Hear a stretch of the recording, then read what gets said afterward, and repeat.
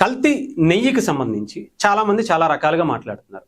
ముఖ్యంగా ఇంకొక కొత్త న్యూస్ ఒకటి బయటకు వచ్చింది. ఇది వింటే నిజంగా ఎవరైతే దీనికి కల్తీకి పాల్పడ్డారో వాళ్ళని వెంటనే చాలామందిని హత్య చేయబోయారు, చంపేయబోయారు, ప్రసాదంలో విషం పెట్టి చంపేయడానికి ప్లాన్ చేశారు, వాళ్ళని ఎలాంటి శిక్షలు వేస్తారు అని చెప్పి కేంద్ర ప్రభుత్వం కానీ, సుప్రీంకోర్టు కానీ, సిబిఐ కానీ, లేదా ఇంకొక ఎలాంటి న్యాయస్థానం అయినా సరే దాని మీద శిక్ష చాలా తీవ్రంగా ఉండేటువంటి పరిస్థితి చేయాలి. ఎందుకంటే ఇక్కడ మొట్టమొదటిగా బాత్రూమ్కి వాడేటువంటి యాసిడ్స్ని దీంట్లో నెయ్యి అనేటువంటి పదార్థం, అది మనం నెయ్యిని కనుక కరగబెట్టేటప్పుడు లేదంటే దాన్ని నూనెలాగా మార్చేటప్పుడు దాంట్లో ఏదన్నా ప్రసాదాన్ని తయారు చేయడానికి ఉపయోగించేటప్పుడు నురగ వస్తుంది. ఆ నురగ రావటం కోసం ఈ కొన్ని యాసిడ్స్ని బాత్రూమ్ కడగటానికి, ఆ కెమికల్స్ చచ్చిపోవడానికి వాడేటువంటి యాసిడ్ని తీసుకొచ్చి దీంట్లో పెట్టారు. ఆలోచించండి.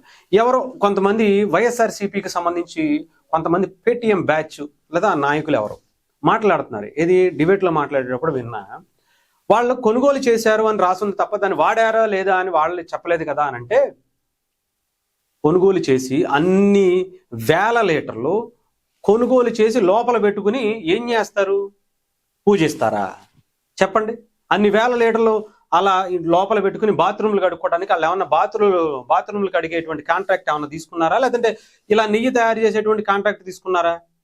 కొన్ని బాత్రూమ్లు కడిగారు, కొన్ని అన్ని వేల బాత్రూమ్లు, అన్ని లక్షల బాత్రూమ్లు, వాళ్ళకి కాంట్రాక్ట్ ఉందని ఏమన్నా వచ్చిందా?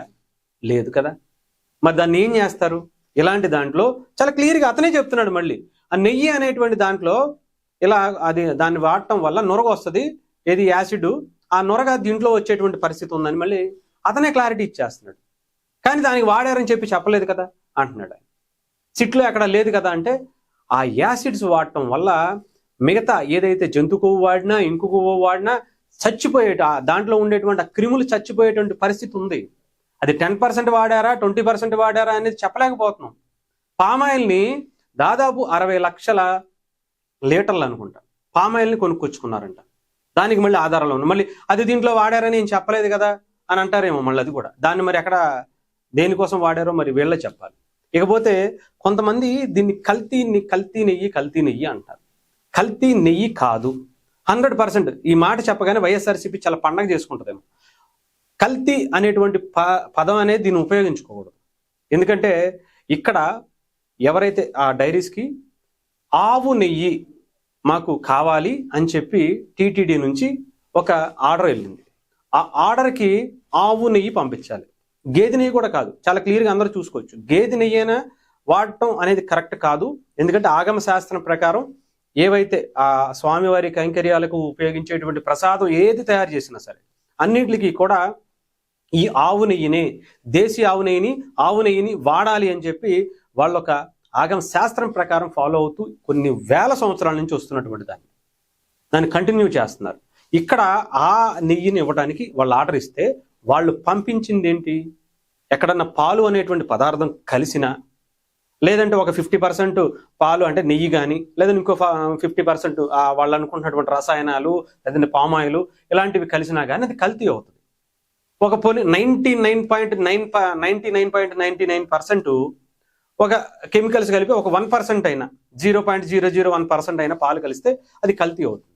ఇక్కడ 100% కల్తీయే. అసలు నెయ్యి అనేటువంటిది లేదు, ఆవు నెయ్యి అనేటువంటిది అసలు లేదు.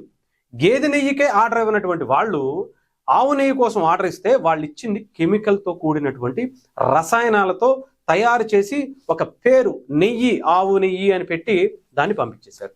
60 లక్షలకు పైగా ఆవు నెయ్యిని పంపించారు. ఆవు నెయ్యి అనేటువంటి పదార్థాన్ని పేరు పెట్టి వేరే కెమికల్ని పంపించి రసాయనాలతో తయారు చేసినటువంటి ప్రసాదాన్ని పెట్టి లడ్డు అనే దాంట్లో 20 కోట్ల లడ్డూలు మాత్రమే తయారు చేశారు. మిగతా బోళ్ళన్ని ప్రసాదాలు ఉన్నాయి. స్వామివారికి పెట్టినవి కావచ్చు, చాలా అన్నదానంలో వాడిని కావచ్చు, చాలా రసాయనాలతో, ఇవన్నీ ఈ రసాయనాలతోనే ప్రసాదాలన్నీ కూడా స్వామివారికి పెట్టారు. మీరు ఆలోచించండి. ప్రజలకు ఆ ప్రసాదం తింటే, ఆవు నెయ్యి తింటే బలమనో ఇంకొకటనో దాంట్లో మంచి పోషకాలు ఉన్నాయి అని చెప్పు ఆ ప్రసాదాన్ని ఆగమ శాస్త్రం నుంచి వాడుకుంటూ వస్తుంటే రసాయనాలతో కూడినటువంటి ఈ యాసిడ్స్, బాత్రూమ్కి యూజ్ చేసేటువంటి యాసిడ్స్ని తీసుకొచ్చి దాంట్లో కలిపి ప్రజలకు తినిపించి దాని ద్వారా ఎంతమంది చనిపోయారో తెలియదు, ఎందుకంటే ప్రసాదం తిని చనిపోయామని వాళ్ళకి అనిపించదు. దేవుడి మీద ఉన్నటువంటి నమ్మకం అలాంటిది. కానీ వీళ్ళు వాళ్ళని అందరినీ కూడా చంపైపోయారని చెప్పాలి. సిబిఐ కావచ్చు, ఇంకొకటి కావచ్చు, లేదంటే ఎలాంటి న్యాయస్థానాలు ఉన్నాయో వీళ్ళు కల్తీ అనే మాట మాట్లాడుతున్నారు, కానీ కల్తీ నిజంగానే చెప్పాలంటే జరగలేదు. అలా వాళ్ళు ఇచ్చింది నెయ్యే కాదు, అంత దారుణమైనటువంటి దానికన్నా మించి ఆ కొవ్వు పదార్థాలు, జంతు కబేళాల నుంచి వచ్చినటువంటి దానికన్నా, మాంసకృతుల కన్నా దానికి మించినటువంటి పాయిజన్ ఇచ్చారు వాళ్ళు. పాయిజన్ ఇచ్చి కొన్ని కోట్ల మందిని చంపేయడానికి ప్లాన్ చేశారు అని చాలా గట్టిగా చెప్పచ్చు.